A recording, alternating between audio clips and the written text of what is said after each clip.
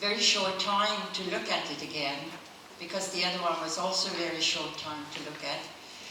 We believe that we should need more time to really, first of all, re-review draft number 1, and then we get more time to do draft number 2. I mean, the reports are really a guide for you to help with your resolutions, so beyond that, they become a little redundant potentially once you form your resolutions. So it depends depends on, I guess, for the council to decide when they get completed, or for yourselves to decide. I'm not sure where this lies.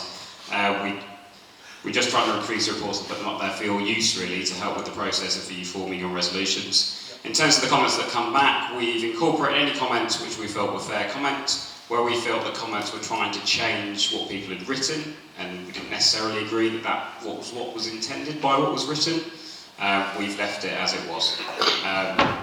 So that's where maybe some of the comments that are there we haven't necessarily taken for granted, because they're obviously comments we have a chance to look at them and make a decision on whether we feel they're fair comments or not. Okay, I'm not sure the microphone is going to reach as far as you want to say, Mark. Can you shout there? Margaret Reynolds from Oxford Road. Can't hear at all what you're saying. Sorry. Margaret Reynolds, Oxford Road resident.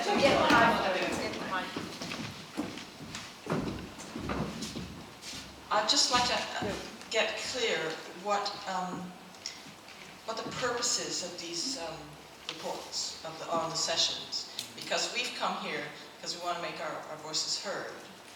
If the reports are for our benefit, we've read them and we agree with what's correct and the things that aren't, we're trying to get them put right. But if they're stopping with us, we'd understood that somebody was going to read these reports. So can you just tell us what the plan is for these very detailed reports, which accumulate hours of work on people's behalf here, and we'd like to know where they're going to go. So ultimately the feedback is used for the next stages in terms of us designing the scheme and wherever that's taken forward. We've still got discussions about how that process essentially goes forward with the council and with the LLF board. So they're a record there for us to use to look back on. Ideally that gets condensed, as I understand it, into your resolutions that go to the city deal. City deal will make a judgment on those resolutions, and those become the guiding lights really in terms of the formal design process. But obviously the record still stands there in terms of what occurred at the workshops. I guess there are reports in that we've published them. We try to be that mediator in terms of taking that feedback back and then reflecting it back to you in terms of how we feel the session went across a number of views. Sometimes when comments come back, that's one person's set of comments and there's more than one person at the workshop. We just need to be cognizant that we're reflecting what we feel we've picked up as a general feeling, or whether there may be alternative views to what's put forward as the view of residents when there often isn't a fixed view.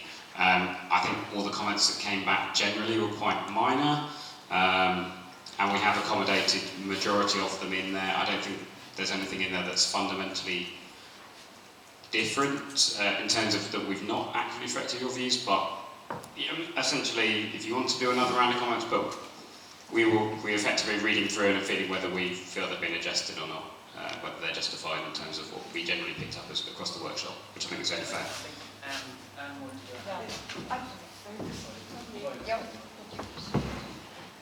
I do feel that we need to be really clear about what's happening to these draft reports. I support what Margaret Reynolds was saying there, because a lot of work has gone into them. They do not necessarily reflect what we all feel was said. They do not necessarily reflect the view of a lot of people. Some of the comments there were made only by a very small number of people. And what a waste of time if these are not going to be shown beyond the point when we produce our draft resolutions. I do think this matter needs to be thought about more. The reports, maybe it's Jake now, but... Yeah, sorry, can I just reassure everybody that sorry, Stuart Walmsley, head of major infrastructure. These reports, can you hear me? Yeah. Could you say that you were head of who? Just because I'm clear getting in the way, John. Just a bit conscious that what's been done here. Can I just reassure you that all the work that's gone into developing these ideas is going to be thoroughly analysed. We are putting this information together and meeting the design team to see what can be and what can't be accommodated, and we'll be reporting back to the board. Now we have set a date for March 2017. Clearly, if we delay the timing of any more feedback, that might put that date at risk. We are planning to go with Milton Road as well. We could go later if we feel it's necessary, if we feel that we haven't got all the details here, but I'd rather not if I could, so that we can at least capture everything that's been said here tonight.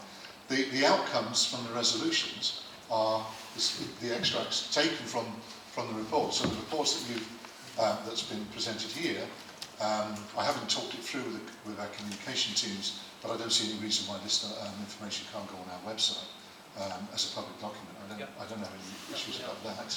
And at least there's a recognition of the effort and time that's been put in to compiling this information. And it is all being taken on board with the outcomes from the resolution. So I do hope that reassures you that this is a very important piece of work that you will undertake. And also to say that the report's up on the Citadel website, so there's a record there. Yeah, I don't want to mislead you in thinking it's not. You know, we've all put a lot of effort into these workshops. We've all been, you know, you've given up your evenings. We've put effort to try and make them as productive as possible. That's to help us through the next stage of the design process. The resolutions look to be reflecting a lot of that work that's already occurred anyway, so that will be carried through formally. But obviously, there's a record there of all the things we'll be discussing. Obviously, to make this process better as a whole for both you and us is obviously to take that information and try and reflect it where we can and provide you evidence of why we can't do some of the things if that becomes the case. So that you have an understanding of what's been put forward, what we're trying to meet, and hopefully we meet to a scheme that's more acceptable to everyone. That's obviously the aim of the whole process, really. Sorry, Mary, did you still want to? Yes, I have a comment. Can you just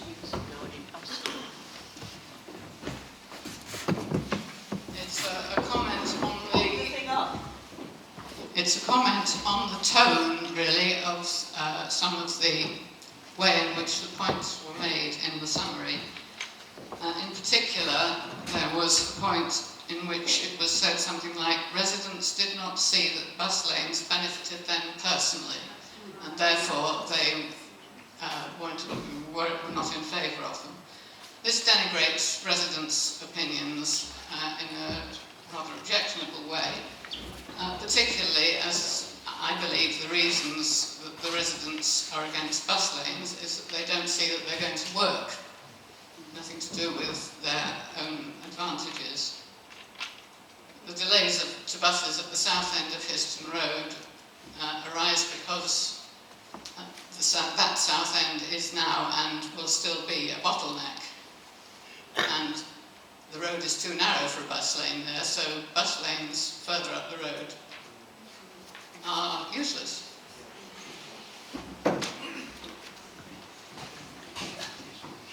Yeah. Can I just say a couple of points, really? That obviously I think the reports need to accurately represent what was said at the workshop.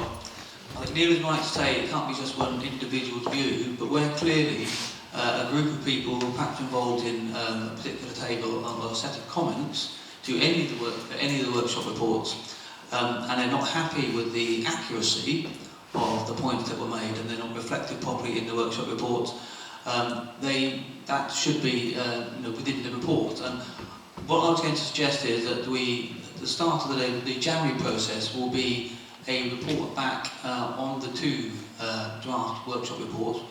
And I suggest that if anyone still has some comment unhappy with the accuracy or the points that were made in the first report, which is technically no longer in the draft form because that is being presented and we've already had a chance to comment on it, but if people still have a problem with the accuracy of that, then I suggest we part of that first workshop on the 9th of January, which will be reviewing the two reports anyway because it will be the start of the process in forming our resolutions. That points and comments of accuracy and other concerns can still be addressed in that report, and that finalised report, or that report for final comment, if you like, will will be available then at 9th of January. And I know that although we only have till the 19th of December for commenting on the second report, the draft report for tonight, I would hope that if by the 19th of December and the issuing of the sort of version incorporating those comments, if people are also not happy with necessarily the accuracy or some of the points made or the terminology, then there will be opportunity still to make some comments before the 9th of January for the presentation at that resolutions workshop. I'm sure City Deal officers will be happy with that. So I hope that can reassure everyone who might be a bit unhappy with the reports, either the first one or the one presented tonight. I do think it's a very good idea to have the feedback outcomes presented by Neil available on the City Deal website, so it's very clear about the main themes, the main sort of strands that are coming out in terms of what will inform our resolutions as we go through the January resolution process. Okay, a couple more comments. Yeah, Liz again. Yes, it would be really Yeah, useful. sorry, I asked for Liz first and then I'll come to you then. I just have that microphone, please. Sorry, can you use the microphone? Some of us are hard of hearing. I just wanted to say that I really agree with the point that was just made. Before this could go online as a record, it could be removed, that residents felt that it wasn't in their interest to have bus lanes, because people have generously, in a public-spirited sense, entered into the consultation, and I think that does strike an unhappy tone. So if you could make that, if everyone in here is in agreement, we could ask for that to be made before it goes any further. Yeah, apologies for poor choice of words on my part, and that's just in the presentation. I don't believe that is actually in the report. That's me trying to sum it up. So I will amend that before it is in the... Okay, I'll amend in both cases then, before it goes any further. Obviously, please put it as a comment, and that's the whole point of having that comment process. As you'll see from it, the majority of feedback is literally us writing your words that you wrote to us. So whether people then feel that they could have written something different, but we obviously don't try and change it, and the majority of the report is literally your feedback that I've just got a team to copy down and reproduce, and then I have a couple of bullet points trying to summarise it. So hopefully there's not anything in there too contentious, because it is literally me feeding back. But as Mike's talked through, you know, we can adjust those as need be. But I'm happy to adjust the wording here before it goes anywhere further. Thank you, no, that's very helpful. Tanya, I think, isn't it? Right, I'll Can speak you very pop loudly. up? Can you hear me if I speak like this? Yes, no. Yes, good. Okay, I've got my own loudhailer here. It would be very helpful if we could see, I think it was the penultimate slide, which actually shows what the key themes were that came from the workshops. It does actually pick up quite a bit on the suggestions and on the options and on the opposition to the proposed plan that were put forward. I did have a look at your previous draft, and it does say alternative cyclists, residents do not want about, where is it now? There's one about the bus lanes, isn't there? Yeah. Is it there or isn't it? But time and again, I looked actually at the report that I brought up on my computer, and in the manuscript versions of the design options and the reservations about the designs, it went on and on. Practically in all the workshops it said no bus lanes, and it wasn't for personal reasons. It was because there are other ways of interpreting bus priority, which could be gating. It said also that simply the road is not wide enough to take bus lanes. Simply that the bus could actually be taken through Darling Green. That if you had a park and ride somewhere out on Histon Road or indeed elsewhere, then this would discourage people from bringing their cars in, and therefore there would be room for the buses, and so on and so forth. There was a whole host of non-personal reflections on why a bus lane would not be the answer. Okay, thank you, Tan. I think we've already had some assurances that the terminology, the way some of those points were expressed will be listened to, and as I say, if anyone's got a concern about either of those two reports in the way it's been phrased or in accuracy, then, as I said, I think we're open to those corrections being made, comments being made, certainly to the 19th of December on both reports, and as far as I'm concerned, as up to us, practically possible in terms of the officer time and commitment to be able to put in corrections and changes before they're presented at the start of the resolution workshop on the 9th of January. So I hope that will reassure everybody. I think I had a hand up from Kay and then Matt. Kay, take the microphone. Just to also say, we, as I hope you can appreciate, we've had a week between the workshops to produce this report, so we have limited time ourselves to, there may be a reason part of that. Okay, can everybody hear me? Just something trouble here. On the website, which I haven't looked at for ages, I have to be honest, will there be a further breakdown of the workshops? You've done a very nice summary, but I'd like to see how you've got to those figures. Because everybody sat at a different table, and every table had different opinions, and sometimes that showed greatly. So is there a further breakdown on the website? So essentially on the website will be a copy of all the presentations we've given at the workshops and a copy of both reports. And if you look through the reports, you can see that every bit of written feedback that was written on the feedback forms is represented there. So that's your full breakdown essentially. So the point of my presentations here is to give you an overall flavour of it, but essentially, other than presenting you tonight and a copy will come on the website, I'm more than happy to adjust the wording, and I apologise for the wording on that particular point. But essentially, yeah, the full details are the report there, so that is the breakdown. There's, other than discussions you've had on your table which weren't recorded on your feedback forms, there is no way for us to know of that. I'll try to be quick. I'm sorry.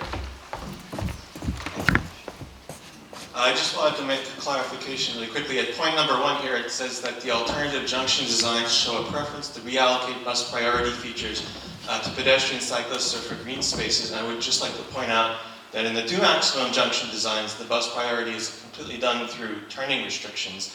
And all those turning restrictions could be applied to the alternative junction design, such as do everything.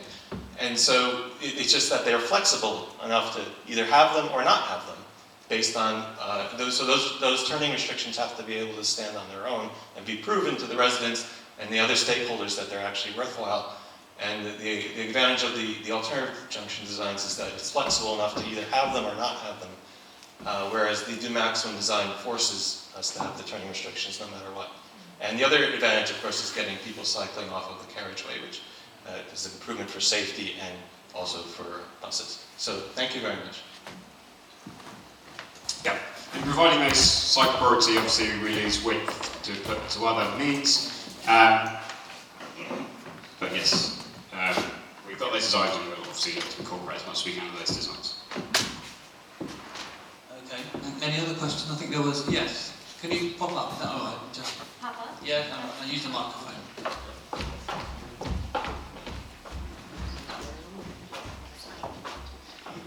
So just following up from what everyone spoke, I just worried if we could get a clarification about the comment submission date for this, because it was the 19th, and then Mike said something about extending it. So, because it is, I mean, like you said, it's Christmas, so it's a busy time for you guys to work, but it's also a busy time, in evenings for people to review a very important document. So, when would we be able to get a clarification of that, because it's pretty crucial? Can we assume, Ronnie, I don't know who's the one defining the submission. Well, I did make the point, it's also partly down to officer time and capacity in terms of being able to incorporate any further comments on accuracy or point in the reports. But we've got the 19th of December, the deadline for report that we just had tonight, draft report 2. But I'm of the view that within that officer capacity, to be able to incorporate comments, that further comments should be made. I mean, that's my view, including up to, if possible, perhaps the first week in January before we get to the workshop on the resolutions and reviewing those first 2 reports on the 9th of January. If that's reasonable, as I say, it's partly for Stuart and Neil to give me some guidance on what they think can be done in the timescale. It's a lot to review, I have to say, in a week when you're working. You know what I mean? Art yourself. Yeah, no, well, in fairness. Well, I mean, as you know, sorry, we're on a pretty tight schedule. I understand exactly what you're saying.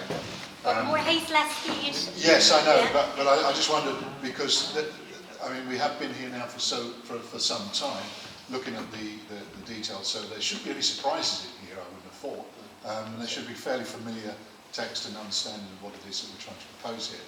I mean, like you said, the 9th of January, that seems a reasonable time for us to sort of to do some feedback. I suppose the question we've got then is whether we can hit the March board, which is going to be tight, and we may have to decide that actually it's been unrealistic, and whether we do feel what the implications of that would be. Because as you say, we do need to get it right, but you know, as I said, I'm very keen to get it in front of the board so at least they can make a judgment on where we go with this.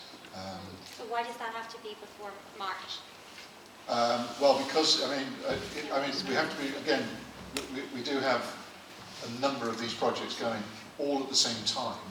We only have a limited number of people to look at these sorts of projects. We have got a dedicated team, I know, looking at this particular one along the Milton Road. But we do have to be aware that isn't fine. It's fine. We have to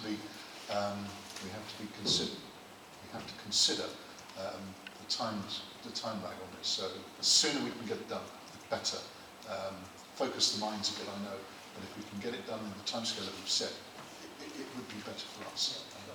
And then we can maximise the resources that we've got available to do that. Who is us? Well, us is, at the moment, Neil and the colleagues from WSP.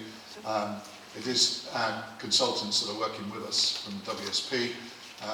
Who are you, though? Us? Well, we're the County Council, and as you see, you've got me here tonight. There is meant to be a team of people looking at it. That team is diminishing, so I do need to recognise that there are limits to the number of people I can allocate against this particular job. But we're talking about the County Council resources as well as the WSP Health and Consultancy support. And it isn't, and it is quite small at the moment. So what was the answer was the date is the 19th, sticking with the 19th. Okay. I don't know if other people agree, but I just think that's a bit short, and I think that maybe should be noted. And whoever's taking the minutes. Well, can I say, my point was that we have a deadline for comments by the 19th on this report, and I would hope to also incorporate any comments, as I mentioned, about accuracy or terminology from the first report. But what I would like to happen, recognising precisely the pressures that the County Council and WSP are under, but also recognising all the huge amount of work and time and effort that lots of residents and members of the LLF have put into this process as well, that any further comments or points on those reports, as far as possible, can be incorporated before we get to the presentation on the two reports at the start of the resolution process on the 9th of January. That's kind of what I'm trying to get at, really. Thank you. Also, I don't think we should get this out of proportion, really. I mean, in terms of the level of comments we had back previously, unless there was a discussion obviously occurring between members who consolidated it into one set of comments, but really only received one set of comments from Anne, whom I believe, or maybe it's a couple of groups, or maybe it was sent to me all in one go from Amy, is that what occurred? Yeah, okay. no, I You condensed them all together, okay. I collated all the ones that I received and sent to you. Right, fine, okay. So we had a number, but we have, majority of those, it wasn't, I don't recall that it was a massive amount of comments that we didn't really incorporate. So I think we're talking quite small factors here. I haven't had time to read it, but people are saying it doesn't. Excuse me, could I ask for the collation of the results to go on the website, please? I would think of it. Could we ask for the collation of the results to go on the website, the LLF page, please? Yeah, it's fine. So that we will be reassured that they I would suggest that what happened is, as I've described, that the two reports have been presented. We do have a deadline, but I hope that comments can be, about accuracy and terminology in particular, can be extended in terms of trying to incorporate those before the 9th of January. But I think those comments on the accuracy and terminology, they need to be fed through to officers. By all means, copy me and Lillian in. That's what has happened already.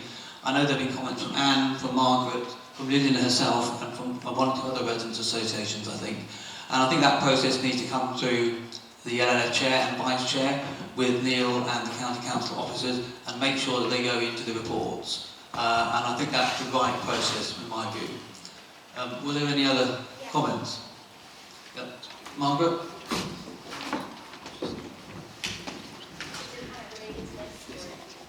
It's about the workshop general. I just a comment about the repeated issue of park and rides, which are outside the scope of the study, but a consideration for the city deal as a whole. What is the position from the county about park and rides, and will that not affect this proposal quite drastically if there's some movement on that? I mean, we feel that's very, very important, and it could change, move the goalposts for some of the things you're trying to do in this. I know it's, you know, it's adding more complication, and we're going to miss important deadlines and things, but, you know, I think it's important to bring this in. So far as I'm aware, it's not a scheme that's being considered in the current tranche of City Deal schemes. I don't know in terms of tranche 2. I mean, you're picking up a much broader issue around City Deal, Park and Ride. We're looking at, as you know, a number of projects, the Western Orbital, the Park and Ride, from the last board meeting at Buxton and Trumpeton Meadows. These are not firm, these are not fixed, these are just proposals. There's been a request to look at Park and Ride at Girton. Again, they're just proposals, they're not in any way, shape or form priorities that we're currently looking at. So we've got options on the 428, which is to do with the Madeleine Mulch. Again, that's a Park and Ride site as part of that. You know, we've got a couple of proposals, but for this area at the moment, there's nothing in the timescale that we're talking about with this particular scheme that would have that much of an effect. We're working with Homes England on the A14 as well, but I really, whether that answers your question, I don't know. Can I come back? It's just to say that when it's something as, you know, as important as 55 trees in people's front gardens, we don't want to be told that in 2 or 3 years. I mean, it's something to do with the drastic nature of what you're asking of us, and that's why we're all turning out. And if this is going to then be studied after the Histon Road corridor has been ticked, the box has been ticked, and you move on, we are landed with those consequences. And we'd like to hear some evidence that this is being considered. I think, as I understand it, the fact of the matter is there isn't a site that's been identified suitable from previous studies. I don't know the full details of that, but that's my understanding from discussions we've had. So what's reflected in there is a resident's view. A number of residents have said that they would like Park and Ride to be considered on Histon Road. That isn't necessarily the fact that the county are necessarily doing that, because I think, as I understand it, that's been looked at in the past and the site isn't available. So rather than give you false hope to say that is something that's definitely, all that's doing in the report is trying to reflect that people have mentioned that as a view, but I think we're progressing in the fact that that is that's unlikely to come ahead because there isn't the site available, rather than, and that has been, as I understand, that's been looked at in the past. Please. Park and Ride. You can park and ride on the other side of Histon, and all the buses, and off and on peak, and you can stop the traffic there. And buses. I appreciate the benefits that could occur, but it's finding the site that is within their ownership and that works a number of different constraints around that. And from what I understand, that there isn't that available site. Can I also say, because I've spent a lot of time going back at Victoria Road. I think you should be looking at the traffic on peak. At the off-peak, and off-peak Victoria Road, it's got no cars whatsoever parked. It's completely empty. It's only on-peak in the evening and in the morning, and school times. I mean, and that's been reflected that any restrictions should be, if there were at all, that the feedback we've received is that they should only be at peak time if they were at all. But I appreciate there's a strong view that there shouldn't be any restriction on that. And Kay had a question. Yep. I have actually, because other schemes are being looked at all over the city. And I would like to know how the Histon Road is going to be interlinked with these schemes. And how much of this consultation that we've got at the moment is going to be ongoing for the next 10 years as things change? You're not going to say that we've built 100 houses there, we've built 400 houses there, and yes, I'm very interested in the houses being built. But for every 100 houses, you're going to have 100 cars. Whatever anybody says, you're never going to stop cars coming in and out and down a road. So basically, that's my question. How much ongoing is this consultation going to be? That in 10 years' time, like our friend up there just said, we won't be back here talking about Histon Road again. Would we be talking about changes in Histon Road in 5 years' time? And how much is Histon Road linked with the other schemes within the city? Okay, if I may. Just a quick question about the purpose of this evening, because we've had the workshops, and as part of the workshops, a lot of what's been talked about here presumably is all been captured anyway, and that we are, I'll make sure that what's been said here tonight is covered in the report, so we make sure, we cover all those points. The purpose of this evening, of course, is to look at the resolutions and to take us forward on what you think, where we should go with those and how that well, that's the next. Yeah, that's the, yeah. So that gives us an opportunity to take things forward from where we are now. So hopefully we can move those along. Yeah, so it's a lot of these things, obviously, we have discussed at the workshops, and hence, if you do, with the comments, we'll make sure that they are. Yeah, so just any other points on these two reports, or certainly the report that's specifically tonight, that would be helpful. Is that Yeah, what you want to I comment have on? a question about actually just a clarification that this is the best format to ask it in. It's just about something that you've said. And I could have got thrown into the sticks, so don't hesitate to let me know. Was there a removal, I beg your pardon? Can you speak slightly slower? Of course. So I think you mentioned that there removal of comments, you said, if you felt they weren't representative. And if so, kind of an outline of how you did that. Thanks. No, so just to be completely clear, we have literally taken the feedback you've given us and we have aimed in our best ability to just reproduce that in these reports. Since then, comments have come back, some of them